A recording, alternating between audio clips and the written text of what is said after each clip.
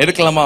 மத்தேயு 2ஆம் அதிகாரம் 1ஆம் வசனம் 2ஆம் வசனம். Let's read Matthew chapter 2 verse 1 and 2. கிழக்கிலே அவருடைய நட்சத்திரத்தை கண்டு அவரை பணிந்து கொள்ள வந்தோம் என்றார்கள். So I'll just read this verse in English.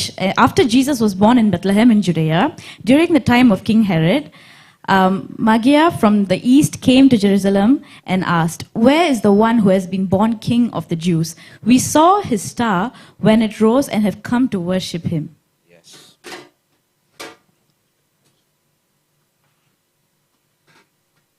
Okay. ஏரோது ராஜா நாட்களில் யூதேயாவில் பெத்லகேமிலே இயேசு பிறந்த பொழுது கிழக்கிலிருந்து சாஸ்திரிகள் எருசலேமுக்கு வந்து So they've come from the east. They came to Jerusalem. Yes. இதில் நீங்க பார்க்கலாம், கிழக்கிலிருந்து அந்த வசனத்துல நீங்க படிச்சீங்கன்னா, கிழக்கிலிருந்து 1வது வசனத்துல கடைசியில பாத்தீங்கன்னா, கிழக்கிலே அவர்கள் ஒரு நட்சத்திரத்தை கண்டு they saw a star from the east. அவர்கள் எருசலேமுக்கு வந்தார்கள். They came to Jerusalem. Okay, நட்சத்திரங்கள் எனக்கு வந்து சின்ன வயசுல இருந்து இப்போ வரைக்கும் சரி, எங்க இந்தியாவில் போனோம்னா வந்து நட்சத்திரங்களை பார்க்குற பழக்கம் உண்டு. நைட்டு ராத்திரி திடீர்னு 12 மணிக்கு இல்லை 2 மணிக்கு நான் போயிட்டு மொட்டை மாடியில் உட்காந்து மேலே அப்படியே பார்த்துக்கிட்டு இருப்பேன். என்ன ஒன்றுமே பண்ண மாட்டேன், மேலே பார்த்துக்கிட்டே இருப்பேன். ஒரு ஸ்டார்ஸ் எப்படி மூவ் ஆகுது. யாருக்காச்சும் அந்த ஹேபிட் இருக்கா? So some people might have a habit of stargazing where we just love to just lie down and just look at the stars for a very, very long period of time. I'm sure some of us love doing that. நான் இன்னும் சிங்கப்பூர்ல வந்து அந்த மாதிரி ஒரு காட்சியை நான் பார்க்க முடியல. ஏன்னா லைட் பொல்யூஷன் அதிகமா இருக்கிறதுனால ஸ்டார்ஸ் கண்ணுக்கு தெரிய மாட்டேங்குது. I'm not going to translate that. I'm kidding. So yeah, he's saying that in Singapore it's quite rare to see that because of the increased pollution. Yes, light எங்க இருக்குதோ அங்க நீங்க ஸ்டார்ஸை பார்க்க முடியாது. Yeah, when there's a lot of light, you can't really see a star visible in that. நான் ராத்திரி நேரத்துல திடீர்னு ராத்திரி 2 மணிக்கு போயிட்டு மேலே பார்த்துட்டு இருக்கும்போது திடீர்னு ஒரு ஸ்டார் மட்டும் சொயின்னு போவோம். அதை போன்ல எடுத்து போட்டோ எடுக்கலான்றதுக்குள்ள ஸ்டார் காணாம போயிடும். Yeah, I think I'm talking about a shooting star where when I'm looking at the sky and then suddenly a shooting star will just pass by and then it will go by even before I can take a picture of it. நான் போயிட்டு காலையில ஏஞ்ச உடனே அன்னைக்கு ராத்திரியே போயிட்டு என் தம்பியெல்லாம் எழுப்பிட்டு வந்து shooting star போச்சு நான் பார்த்தேன்னு சொல்லணும்னு ஒரு ஆசை இருக்கும். பட் எல்லாம் தூங்கிட்டு இருப்பாங்க, அதை காமிக்க முடியாது. It's a very exciting thing because it is like not a common occurrence, and then I'll go and ask my brother to see it, but then everybody is asleep and it will just be gone too soon. எனக்கு தெரியல இதுக்கு அப்புறம் வரப்போற ஜெனரேஷன்லாம் எப்படி ஸ்டார்ஸை பார்ப்பாங்கன்னு தெரியல. எனக்கு தெரிஞ்சு இப்பவே எல்லாரும் போன்ல பார்க்க ஆரம்பிச்சிட்டாங்க. Yeah, so it's becoming more rare for the kids and the younger generation to actually see and enjoy the nature and God's creation and see the stars. ராத்திரியில நாங்க என்ன பண்ணுவோம்னா, ரஃபேல் மாதிரி இல்ல வெல்வின் மாதிரி இருக்கும்போது எங்க பாட்டி வீட்டுக்கு நான் போவேன். So when I was very young, I used to visit my grandmother's house. எங்க பாட்டி வீடு வந்து எப்படின்னா, இட்ஸ் a community. என்ன பண்ணுவாங்கன்னா, எல்லாருமே வந்து அவங்களுடைய ஸ்ட்ரீட்ஸ், அவங்க வீட்டுக்கு முன்னாடி இருக்க வெராண்டா, அங்க வந்து ராத்திரி தூங்குவாங்க. வீட்டுள்ள தூங்க மாட்டாங்க, வீட்டுக்கு வெளியில வந்து படுத்திருப்பாங்க.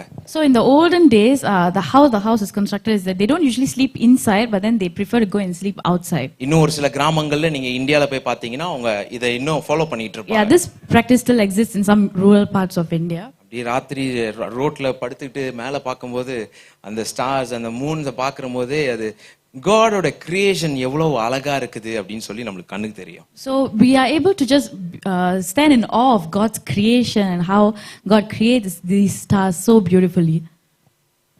அந்த காலத்துல ரோமர்கள் வந்து இந்த நட்சத்திரங்களை பார்த்து அதை வந்து நிறைய படிக்கிறது உண்டு.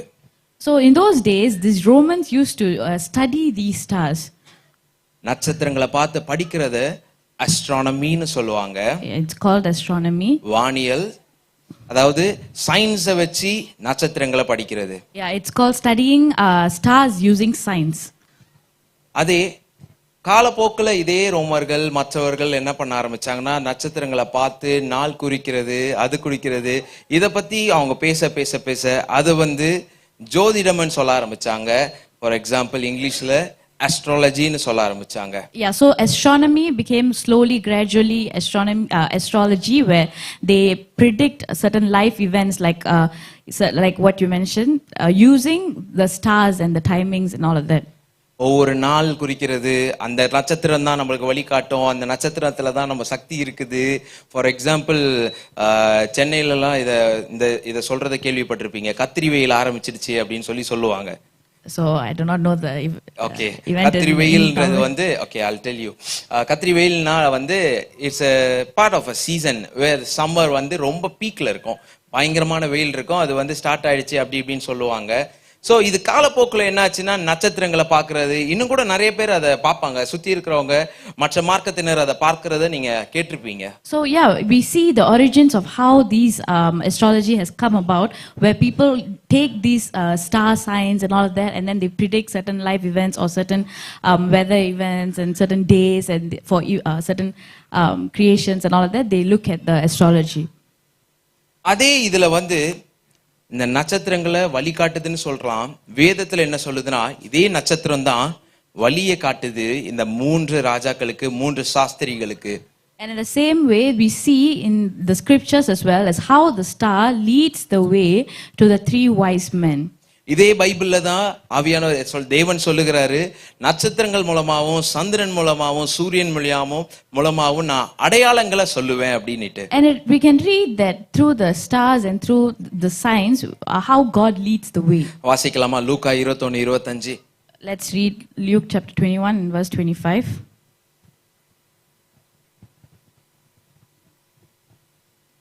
சூரியனிலும் சந்திரனிலும் நட்சத்திரங்களிலும் அடையாளங்கள் தோன்றும். பூமியின் மேலுள்ள ஜனங்களுக்கு தத்தளிப்பும் இடுக்கணும் உண்டாகும். சமுத்திரமும் அலைகளும் முழக்கமாயிருக்கும். வேதத்துல தெளிவா சொல்லுது, சூரியன் மூலமாகவும் சந்திரன் மூலமாகவும் நட்சத்திரங்கள் மூலமாகவும் அடையாளங்கள் தோன்றும். There will be signs in the sun, moon and stars. கடவுள் சொல்றாரு, தேவன் சொல்லுகிறாரு, நான் சந்திரன் மூலமாகவும் வழிகாட்டுவேன், சூரியன் மூலமாகவும் வழிகாட்டுவேன், நட்சத்திரங்கள் மூலமாகவும் வழிகாட்டுவேன். God says that he will show the way through the sun, moon and the stars. ஆனா அந்த சந்திரன், அந்த நட்சத்திரம் தான் வழி. அந்த நட்சத்திரத்தை பார்த்தா எல்லாமே கிடைச்சிரும். அந்த நட்சத்திரத்தை போயிட்டு நம்ம நோண்டி பார்த்தோம்னா நம்மளுடைய வாழ்க்கையுடைய மாற்றம்லாம் மாறிடும், பிரச்சனைகள்லாம் மாறிடும்ன்றது வந்து ஒரு மூட நம்பிக்கை.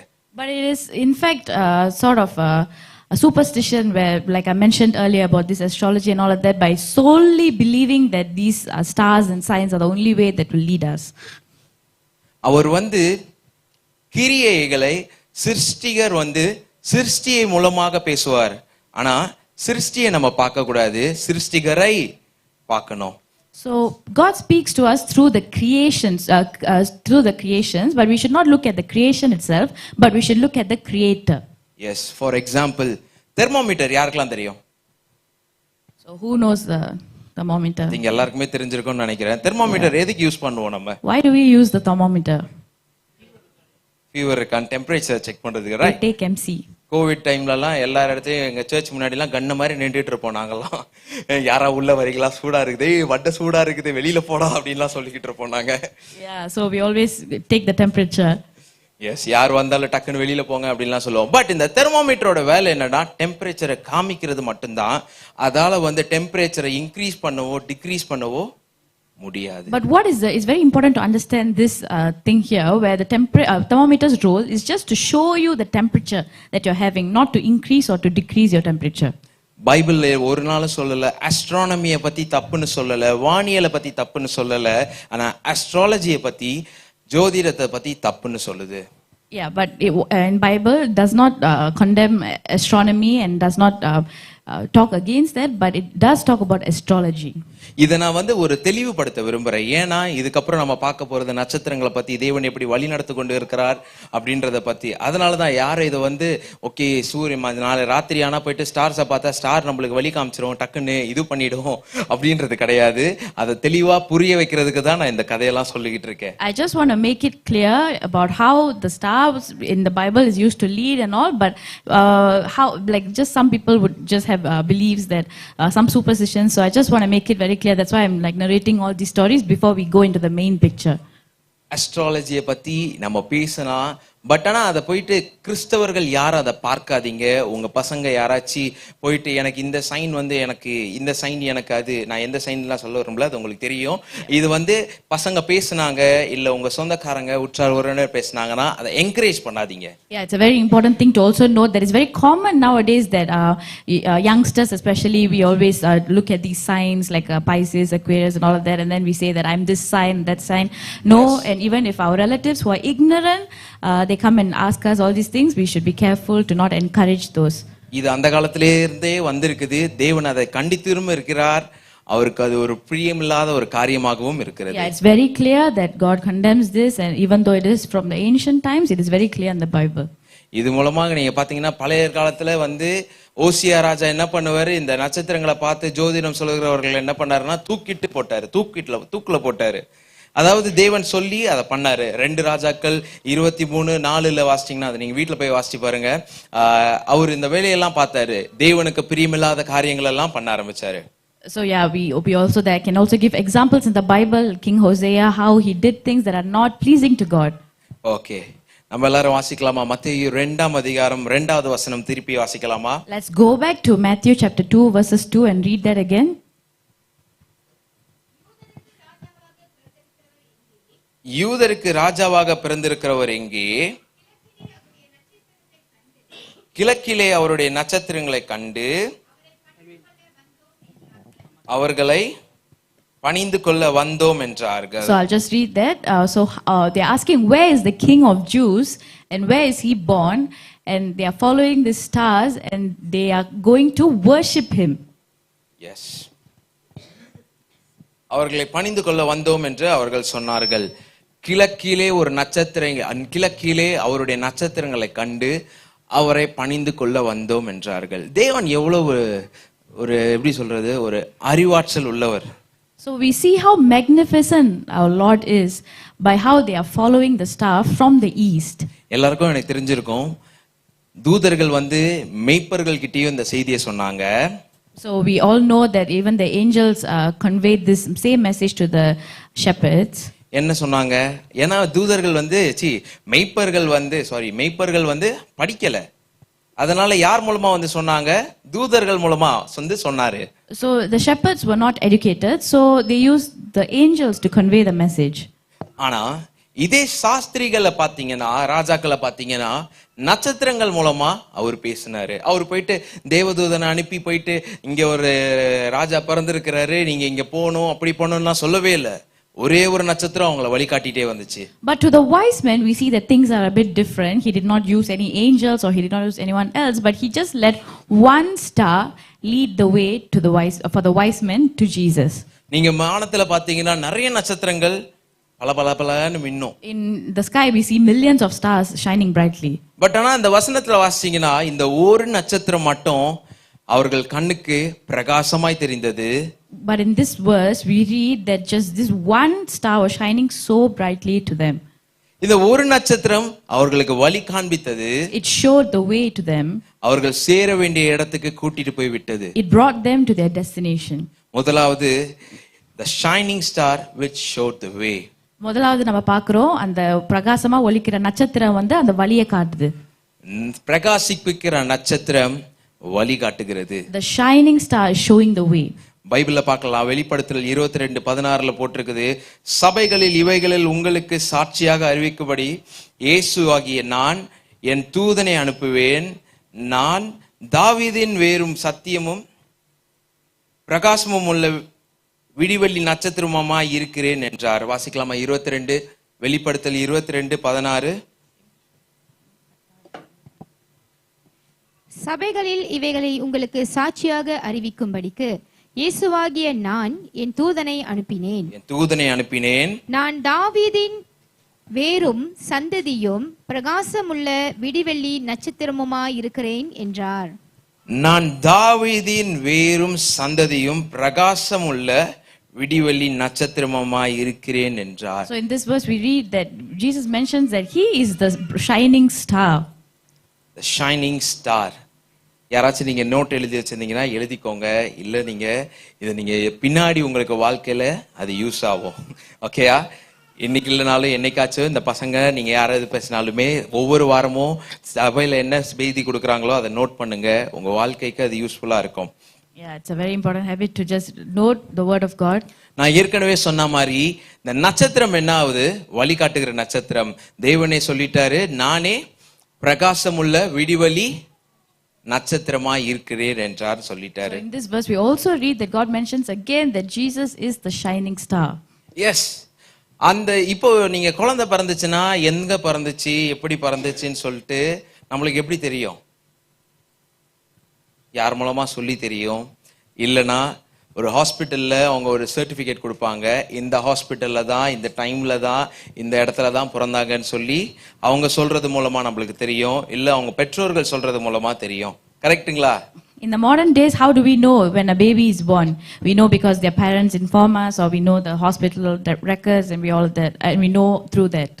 பட் ஆனா நீங்க ஏசப்பாவுடைய பிறப்பை நீங்க பாத்தீங்கன்னா பைபிள், அதாவது உலகம் தோற்றத்துக்கு முன்னாடியில இருந்தே இந்த ஏசப்பாவுடைய பிறப்ப நற்செய்தியை வந்து சொல்லிக்கிட்டே வந்தாங்க. So we read in this in our Bible that Jesus's birth was mentioned even before the creation of the world. நீங்க ஆதியாகமத்துல பாத்தீங்கன்னா உலகம் முன்னாடியே ஆவியானவர் வந்து தேவன் வந்து ஏசப்பாவும் அவரும் ஒன்றாய் இருக்கிறோம்னு சொல்லிட்டு வேதத்துல வசனத்துல இருக்குது. அதே மாதிரி ஆதியாகமம் 49:10 நம்ம எடுத்து படிக்கலாமா? So let's read Genesis chapter 49 and verse 10. சமாதான கர்த்தர் வரும் அளவும் செங்கோல் யூதாவை விட்டு நீங்குவதும் இல்லை. சமாதான கர்த்தர் வரும் அளவும் செங்கோல் யூதாவை விட்டு நீங்குவது இல்லை. இந்த வசனத்தை தெளிவா அந்த முதல் லைன்ல பாத்தீங்கன்னா தேவன் வந்து ஃபர்ஸ்டே சொல்லிட்டாரு எந்த சந்ததி மூலமா அவர் பிறக்க போறாருன்ட்டு ஃபர்ஸ்டே சொல்லிட்டாரு. ஒரு மனுஷன் வரணும்னா நீங்க யோசிச்சு பாருங்க, ஒரு குழந்தை பிறக்குதுன்னா நம்மளுக்கு 10 மாசத்துக்கு முன்னாடி தானே தெரியும், ஓ இந்த குழந்தை இந்த வீட்டுல பிறக்க போகுது அப்படின்னு சொல்லிட்டு. அது ஆனா பெண்ணான்னு சொல்லி எத்தனை மாதங்களுக்கு அப்புறம் தெரியும்? ஒரு 5 மாதங்களுக்கு அப்புறம் ஸ்கேன் மூலமா தெரியும். கரெக்டுங்களா? ஆனா இந்த ஏசப்பா பிறக்கிறது வந்து எப்போன்னு சொல்லிட்டாங்க பாத்தீங்களா? ஆதியாகமத்துல 49 அதிகாரத்துல ஃபர்ஸ்டே சொல்லிட்டாங்க, சமாதான கர்த்தர் வருமளவும் செங்கோல் யாருடைய சந்ததியில இருக்குது? யூதாவுடைய சந்ததியில அவர் பிறப்பாருன்னு சொல்லியாச்சு. So like we read in Genesis itself, so when we know that how do we know when a baby is born? We know like 9 months before at conception. But for Jesus's birth, it is so special that we know it from the beginning of time in Genesis, and we also know from which tribe he's going to be born in, and it's clearly written in the verse. அதே 2 Samuel 7:12 நீங்க பாத்தீங்கன்னா எந்த சந்ததி, தாவீதின் சந்ததியில தான் அவர் பிறப்பாருன்னு சொல்லி வசனங்கள்ல தெளிவா போட்டிருக்குது. It is also stated clearly from which tribe he was going to be born. இதுக்கப்புறம் இன்னும் ஒரு சூப்பரான ஒரு விஷயம் வாசிக்கலாம். மீகா 5:2 வாசிக்கலாம் எவராச்சி. Let's read a more interesting thing. Micah 5:2. Micah chapter 5 verse 2. எப்பிராதா என்னப்பட்ட பெத்லகேமே, நீ யூதேயாவில் உள்ள ஆயிரங்களுக்குள்ளே சிறியதாயிருந்தும் இஸ்ரவேலை ஆளப் போகிறவர் உன்னிடத்திலிருந்து புறப்பட்டு என்னிடத்தில் வருவார். இஸ்ரவேலை ஆளப் போகிறவர் உன்னிடத்திலிருந்து புறப்பட்டு என்னிடத்தில் வருவார். இதுல பாருங்க தெளிவா போட்டிருக்குது. ஃபர்ஸ்ட் எந்த சந்ததின்னு பார்த்தோம், எந்த கோத்திரம்னு பார்த்தோம், from which generation, from which tribe he's going to be born in. இப்போ அடுத்து தெளிவா போட்டிருக்குது எந்த ஊருன்னு போட்டிருக்குது பாத்தீங்களா? The next we see from which place he's going to be born in. தெளிவா ஃபர்ஸ்ட் லைன்லயே போட்டிருக்குது பாருங்க, எப்பிராதா என்னப்பட்ட பெத்லகேமே. பெத்லகேமே வந்து ஒரு குழந்தை வருதுன்னா பாருங்க எந்த சந்ததின்னு தெரிஞ்சிருச்சு, எந்த கோத்திரம்னு தெரிஞ்சிருச்சு, அடுத்தது எந்த ஊருன்னு தெளிவா தெரிஞ்சிருச்சு. இதெல்லாமே எங்க எழுதி இருக்கு? சுருள்ல முன்னாடி எழுதி இருக்கு. ஆமென். பக்கத்துல குழந்தைய பிடிச்சு கையை கொடுங்க. உங்க பக்கத்துல இருக்க குழந்தைய பிடிங்க. சாரி, பக்கத்துல இருக்கவங்களை பிடிங்க. சாரி, பக்கத்துல இருக்கவங்களை பிடிங்க.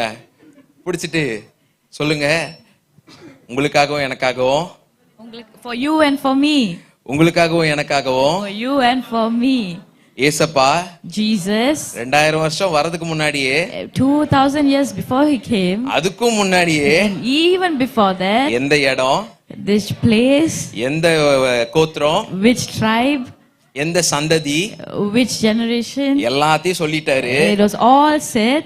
ஆனா But 2000 வருஷம் அப்புறம் 2000 years after, இருக்கிற நம்மளுக்கு for us, இப்பதான் இந்த நற்செய்தி தெரியுது. now only we know the gospel. ஏன் இப்பதான் தெரியுது சொல்லுங்க பார்க்கலாம். Why do we only know it now? இப்பதான் சொன்னேனா, பைபிள்ல முன்னாடியே போட்டுடுச்சு. It is clearly written in the word. நான் ஏன் இப்ப சொல்ல போறேன். வேதம் வந்து ஒரு பொக்கிஷம். நீங்க ஒரு வசனத்தை நீங்க பிரிச்சு பாத்தீங்கன்னா ரொம்ப வித்தியாசமா இருக்கும். இது பாருங்க, பழைய ஏற்பாடுக்கும் புதிய ஏற்பாடுக்கும் ரொம்ப வித்தியாசம். இயேசுபா பத்தி புதிய ஏற்பாடுல தான் போட்டிருக்கு, கரெக்டா? இயேசுபா பத்தி தெளிவா புதிய ஏற்பாடுல தான் போட்டிருக்கு. ஆனா பழைய ஏற்பாடுல தெளிவா போட்டிருக்குது. அவர் எங்க பிறப்பாரு, எந்த ஊர்ல பிறப்பாரு, எந்த கோத்திரம், எந்த சந்ததி, A to Z எல்லாமே தீர்க்க தரிசனமா முன்னாடியே தேவன் முன்குறித்து வச்சிட்டாரு. And that is why our word of God is so important, where when we decode each verses, I've mentioned multiple verses here, when we decode each of them, we get a clear understanding of who Jesus is and how he was born for us.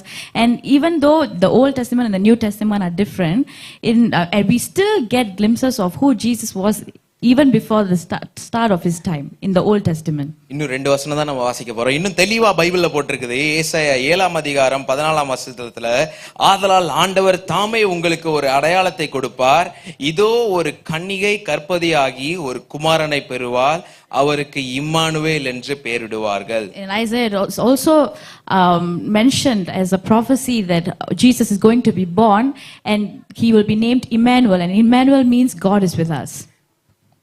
எங்கேயாச்சும் நீங்க யோசிச்சிருக்கீங்களா, பார்த்திருக்கீங்களா ஒரு குழந்தை பிறக்க போறத இவ்வளவு பிரம்மாண்டமா, இவ்வளவு சூப்பரா, இவ்வளவு ஸ்பெசிபிக்கா, எந்த ஊரு எந்த இடம் எல்லாமே வந்து தெள்ள தெளிவா ஏதாவது ஒரு இடத்துல எழுதி பார்த்திருக்கீங்களா? Have we seen such a birth that is so elaborate and extravagant in any other part of the Bible? நம்ம தேவன் எவ்வளவு பிரமிக்கத்தக்கவர்ல. Our God is so magnificent. நீங்க பாருங்க எவ்வளவு சூப்பரா ஒவ்வொன்றையும் எழுதி வச்சிட்டாரு. It is all written even before the start of time. இரண்டாவது விஷயம், the star which shared the news.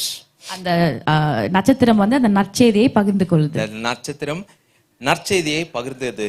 Yeah, the star which shared the good news. Yes. Sometimes நம்ம மறந்துடுறோம் தேவன் நம்மை வழி நடத்துகிறார் என்றதே மறந்துடுறோம். Sometimes in our lives we forget that God is leading us. வாசிக்கலாமா? மத்தேயு 2ஆம் அதிகாரம் 3ஆம் வசனத்துல இருந்து 6ஆம் வசனம் வரைக்கும். Let's continue Matthew chapter 2 verses 3 to 6. ஏரோது ராஜா அதை கேட்ட பொழுது அவனும் அவனோடே கூட எருசலேம் நகரத்தார் அனைவரும் கலங்கினார்கள். அவன் பிரதான ஆசாரியர் ஜனத்தின் வேத பாரகர் எல்லாரையும் கூட வர செய்து கிறிஸ்துவானவர் எங்கே பிறப்பார் என்று அவர்களிடத்தில் விசாரித்தான். அதற்கு அவர்கள், யூதேயாவில் உள்ள பெத்லகேமிலே பிறப்பார். அதேனென்றால், யூதேயா தேசத்தில் உள்ள பெத்லகேமே, யூதேயாவின் பிரபுக்களில் நீ சிறியதல்ல, என் ஜனமாகிய இஸ்ரவேலை ஆளும் பிரபு உன்னிடத்திலிருந்து புறப்படுவார் என்று தீர்க்கதரிசியினால் எழுதப்பட்டிருக்கிறது என்றார்கள். தீர்க்கதரிசினால் எழுதப்படுத்திருக்கு என்றார்கள். இதுல பாத்தீங்கன்னா இந்த 3 ராஜாக்களுக்கு நட்சத்திரம் வழி காமிச்சுது. ஆனா அந்த நட்சத்திரம் வழி காமிக்கும் போது என்ன பண்ணிடுறாங்க, நட்சத்திரத்தை பார்த்து போயிட்டு இருக்கும் போது திடீர்னு என்ன பண்ணிடுறாங்க, வழி மாறிடுறாங்க. So when the 3 wise men follow the star, they realize that they have gone astray. தேவன் நம்மளுக்கு வழி காமிப்பாரு. God shows us the way. But ஆனா நம்ம எல்லாத்தையும் பண்றோம். We do everything. ஆனா ஒரு கட்டத்துக்கு மேல தேவன் கிட்ட சொல்லிடுறோம், ஏசப்பா போதும், நீங்க காமிச்சது போதும், இதுக்கு மேல நான் பாத்துக்கிறேன், எனக்கு இதெல்லாம் தெரியும், நான் பண்ணி முடிச்சிருவேன். But at some point in time we do not take heed to his leading and we think that we can manage it on our own. அதே மாதிரி தான் இந்த 3 வைஸ் men எங்க போறாங்கன்னா ஏரோது ராஜா கிட்ட போறாங்க. And these wise men are going to King Herod. அந்த 3ஆவது வசனத்துல பாத்தீங்கன்னா தெளிவா போட்டிருக்கு, ஏரோது ராஜா அதை கேட்ட பொழுது அவனும் அவனோடு கூட எருசலேம் நகரத்தார் அனைவரும் கலங்கினார்கள். Yeah, and when King Herod heard this, he was really terrified. ஏன்னா ஏற்கனவே இந்த நியூஸ் கேள்விப்பட்டிருந்தீங்கன்னா ஏரோது ராஜா ஏற்கனவே என்ன பண்ணியிருந்தாரு, எல்லா குழந்தைங்களையும் என்ன பண்ணிட்டு இருந்தாரு, காலி பண்ணிட்டு இருந்தாரு. And if we read the whole chapter, we will know that King Herod was already trying to kill the male children. ஆனா இவங்க என்ன பண்றாங்க, திருப்பி யார்கிட்ட அந்த 3 ராஜாக்கள் போறாங்க? But who do these 3 wise men go to? போயிட்டு பிரச்சனை எங்க இருக்குதோ அங்கேயே போய் நிக்கிறாங்க. They are going exactly where the problem is. அங்கேயும் தேவன் ரொம்ப சூப்பரானவர். But even then, our God is so good. அங்க இருக்கிற ஒரு ஞானிகளை வச்சு தேவன் பேசுறாரு. 4வது வசனத்துல பாருங்க. In the fourth verse, we அவன் read, பிரதான ஆசாரியர் ஜனத்தை வேத பாரகர் எல்லாவற்றையும் கூடி வர செய்து கிறிஸ்துவானவர் இங்கே பிறப்பதென்று அவர்களிடத்தில் விசாரித்தான். 5வது வசனத்துல அதற்கு அவர்கள் யூதேயாவில் உள்ள பெத்லகேமிலே பிறப்பார் என்றார்கள். So God arranged people for them to get counsel from, and they know precisely how Jesus is going to be born. பிரச்சனை எங்க இருக்கு பாத்தீங்களா? We see where the problem lies. நட்சத்திரத்தை நம்ம ஃபாலோ பண்ண மறந்துடுறோம். Sometimes we forget to follow the star's way. யார் அந்த நட்சத்திரம்? Who is the star? சொல்லுங்க பார்க்கலாம். தேவன் இயேசுவே அந்த நட்சத்திரம். Jesus is our star. நம்ம வாழ்க்கையில நம்ம ஏகப்பட்ட விஷயங்கள் நம்ம பண்றோம். In our life, we do a lot of things. நம்மளுடைய சுயத்தில் நம்ம பண்றோம். We do it in our own will. நம்மளுடைய திறமையை வச்சு நம்ம பண்றோம். We do it in our own talent. நம்மளுடைய திறமையால முடியும்னு நினைக்கிறோம். We think that we can do it in our talent. But ஆனா அது முடியாது. But we cannot. தேவனால மட்டும்தான் முடியும். Only Jesus can. என்னைக்குமே அவருடைய பாதத்துல உட்கார்ந்துருங்க. Let us just sit in his presence all the அப்படிதான் time. இந்த 3 ராஜாக்களும் அந்த நட்சத்திரங்களை பார்த்து போனாங்க. So that is how the 3 kings follow this star and they ஏன்னா go. இவங்க படிச்ச மேதாவிகள்ல. Because they are scholars. But ஆனா அவங்க ஒரு கட்டத்துல அவங்களால போய் சேர முடியல. But they still couldn't reach Jesus. திருப்பி அவங்க வெளியில வராங்க அந்த அரண்மனையை விட்டு. They come out of the palace once again. திருப்பி 9வது அதிகாரத்துல பாத்தீங்கன்னா அவங்க திருப்பி அந்த நட்சத்திரத்தை போறாங்க. So they go back to the star again. திருப்பி அந்த நட்சத்திரம் அவங்களுக்கு வழி காமிக்குது. 9வது அதிகாரத்துல 9வது வசனத்துல பாத்தீங்கன்னா And the star shows them the way again. இதோ அவர்களை கிழக்கிலே கண்ட நட்சத்திரம் பிள்ளை இருந்த ஸ்தலத்தின் மேல் வந்து நிற்கும் வரை அவர்களுக்கு முன் சென்றது. So we read that the star goes before them and it leads them exactly where the child is. 2வது அதிகாரம் 9வது வசனத்தை வாசிக்கலாமா? எல்லாருமே அதை படிங்க பார்க்கலாம். So let's read எல்லாருமே அதை verse படிக்கலாமா? 9 together. ராஜா சொன்னதை அவர்கள் கேட்டு போகையில் இதோ அவர்கள் கிழக்கிலே கண்ட நட்சத்திரம் பிள்ளை இருந்த ஸ்தலத்திற்கு மேல் வந்து நிற்கும் வரைக்கும் அவர்களுக்கு முன் சென்றது. பிள்ளை இருக்கும் ஸ்தலத்திற்கு மேல் வந்து நிற்கும் வரைக்கும் அவர்களுக்கு முன் சென்றது. பக்கத்துல ஒரு கடையை பிடிங்க பார்க்கலாம். Till the end of them reaching the destination, till they see the baby, the star is leading them. பக்கத்துல இருக்க கையை பிடிங்க பார்க்கலாம். So let's hold the person beside us again. பிடிச்சிட்டீங்களா? உங்களை ஒரு நட்சத்திரம் You are ஒரு நட்சத்திரம் a star. வழி காமிச்சுக்கிட்டே இருக்கு. Always leading you. அந்த வழியை மட்டும் பாருங்க. Just look at the way. சுத்தி இருக்கத பார்க்காதீங்க. Don't look at the things surrounding you. உங்களுடைய பலனை நம்பாதீங்க. Don't trust your strength. உங்களுடைய திறமையை நம்பாதீங்க. Don't trust your talents. அந்த நட்சத்திரமான இயேசுவை நம்புங்க. Just trust Jesus, that is our star. ஒரு நாளும் வழி விளங்காது. Our way will never ever go astray. Sometimes நான் ஒரு சில சொல்லி முடிச்சுட்டு என் வைஃபை பார்ப்பேன். ஏன்னா என் வைஃபை பார்த்து தான் நான் ஈஸியா சொல்ல முடியும். வேற யாரை பார்த்து டக்குன்னு சொல்ல முடியாது. பிரச்சனை ஆயிடும். I always look at my wife. It's me. ஒண்ணுதான். எஸ், அருமையான ஒரு மனைவியை தேவன் எனக்கு கொடுத்தாரு. எத்தனை பேர் நம்புறீங்க? நம்ப மாட்டேங்கிறீங்க. எனக்காக 2 ஜீவன் கை தூக்குறதுக்காக தேவனே சோத்திரம். கையை தட்டுங்க என் மனைவிக்காக. எவ்வளவு அழகா டிரான்ஸ்லேட் பண்றாங்க. எஸ், நட்சத்திரத்தை நம்புங்க. Trust the star. ஆனா அந்த நட்சத்திரத்தை வழிகாட்டுகிற இயேசுவை முக்கியமா நம்புங்க. And the one who is leading the star, that is Jesus, we have to trust him wholly. வானத்துல ஏகப்பட்ட நட்சத்திரம் இருக்கும். In the sky, a lot of stars can be found. ஆனா ஒரே ஒரு நட்சத்திரம் தான் நம்மள வழி காட்டும். But only one star can lead the way. நம்ம கூட நிறைய பேர் இருப்பாங்க. A lot of people might be with us. நம்மள வழி நடத்துறேன்னு சொல்லி பேர்ல நல்ல ஆலோசனை சொல்லுவாங்க. And in the name of leading us, they will give us good advice. அது கடைசில அகல பாதாளத்துக்கு தான் கொண்டு போய் நிறுத்தும். But at the end, it might just lead us to the depths of hell. ஆனா தேவனை பின்பற்றுங்க. But when we follow Jesus, அந்த நட்சத்திரம் கரெக்டா சேர வேண்டிய இடத்துல கரெக்டா கூட்டிட்டு போய் சேர்த்துரும் நம்மள. that star will lead us to exactly where we need to go. இருக்க இடங்கள்ல இருந்து அப்படியே கண்களை மூடலாமா? Let us close our eyes from where we are. ஆவியானவரே, அப்பா, இந்த இரவு வேளைக்காக நன்றி. ஆவியானவரே, Holy Spirit, we thank you for tonight, Lord. எங்களுக்கு முன் செல்லும் நட்சத்திரம் நீர் ஒருவர் மாத்திரமே. You are the only star that leads our way, Lord. பகலிலே ஒரு மேக ஸ்தம்பமாய், In the morning you are a cloud. இரவிலே ஒரு அக்கினி ஸ்தம்பமாய், At night you are fire, Lord. எங்களுக்கு முன் செல்லும் ஒரு தூதனாய், You are an angel that goes before எங்களை வழி us. நடத்தும் ஒரு மெய்ப்பனாய், You are our shepherd that leads our way, Lord. எங்களை வழி நடத்த போகிறீர். அதற்காக நன்றி You are அப்பா. going to lead us, and for that we thank you, Lord. இந்த கிறிஸ்துமஸ் நாட்களில் ஆவியானவரே, In this Christmas, Lord Jesus, இந்த பிறப்பின் நற்செய்தியை நாங்கள் மற்றவர்களுக்கு நாங்கள் பகிர வேண்டும் அப்பா. Lord, we need to share the good news of your birth with others as well, Lord.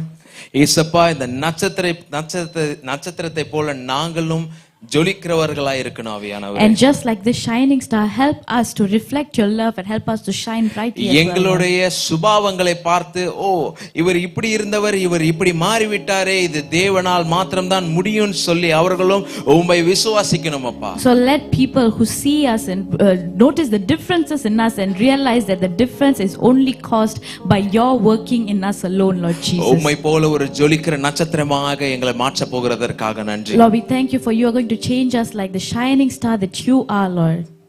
எங்களை வழி நடத்தும். You lead us, Lord. எங்களை வழி நடத்தும். Lead us, Lord Jesus. எங்களை வழி நடத்தும் You அப்பா. lead us, Lord. இருக்கடங்கள்ல இருந்து எழும்பி நிற்கலாமா? So let us just rise from where we are.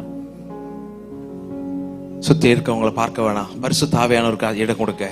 Don't look at others around you and just give room to the Holy Spirit.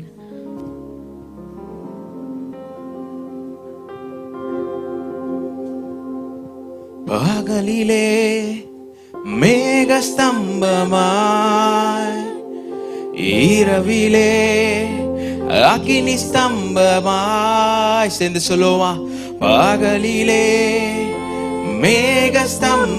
மேகஸ்தம்பமாய், இரவிலே அக்கினி ஸ்தம்பமாய், முன் செல்லும் தூதனாய், வழி நடத்தும் மெய்ப்பனாய், தூதனாய் வழி நடத்தும் மெய்ப்பனாய்.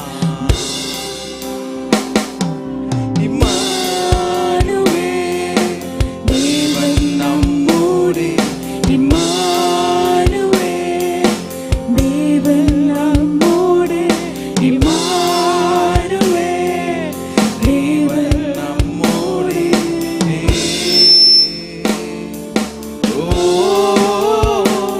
Hallelujah, hallelujah, hallelujah, hallelujah, hallelujah, hallelujah.